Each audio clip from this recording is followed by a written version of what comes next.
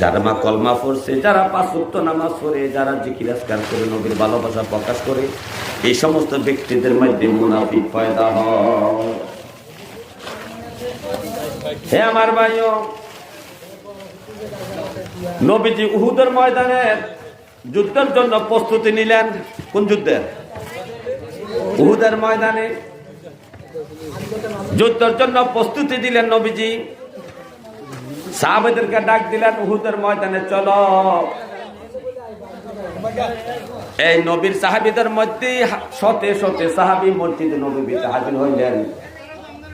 1000 সাহাবী হাজির হয়েছে। কয়জন? নবী কিন্তু ইমাম।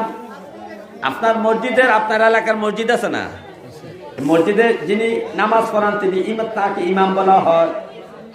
আমার নবীও ইমামতি করেছেন। আপনার সমাজের মসজিদের ইমাম যারা, তাদেরকে অবহেলা করবেন না, কপাল খালি হয়ে যাবে, কপাল পড়ে যাবে। আপনি ইমামের সাথে বেয়াদবি করে, ইমামের দুষ্টুটি বর্ণনা করে, ইমাম সাহেবের প্রতি শত্রুতা করে আপনি জান্নাত যাবেন, এটা কোশ্চিনকালও সম্ভব না। আপনি জানেন না ইমামতির পেশাটা কাদের পেশা? নবীদের পেশা। মুহাম্মদ রাসূলুল্লাহ সাল্লাল্লাহু আলাইহি ওয়াসাল্লাম দীর্ঘ 10টা বছর মসজিদে ইমামতি করেছেন, মসজিদে নববী।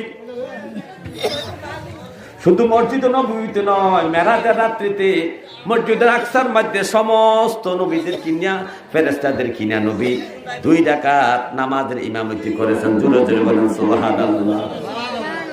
এই উহুদের ময়দানে যখন নবীজি রওনা দিলেন, 1000 সাহাবী নবীর পিছনে মসজিদে নববীতে নামাজ পড়েছেন।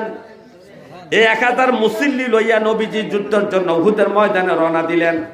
মদিনা এবং উহুদের মাঝামাঝি অবস্থায় নবী এক জায়গায় রাত্রি যাপন করার জন্য তাঁবু টাঙ্গাইলেন। তাঁবু টাঙ্গানোর পরে এর মধ্যে আব্দুল্লাহ ইবনে উবাই ইবনে সলুল তার নেতৃত্বে 300 মুসলমান, 300 মুসল্লি ওই যুদ্ধের ময়দান থেকে ফিরে আসলেন।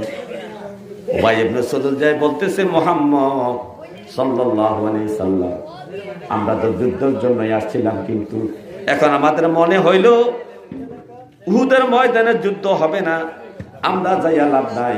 আমাদের মদিনায় খেজুর পাড়তে হবে, ফল পাকড়া পেকে গিয়েছে, আমাদের উট আছে, বেড়া আছে, দুম্বা আছে, আমাদের গরু ছাগল আছে, এগুলা লালন পালন করতে হবে, যুদ্ধ মনে হবে না, আমরা মদিনায় চলে গেলাম।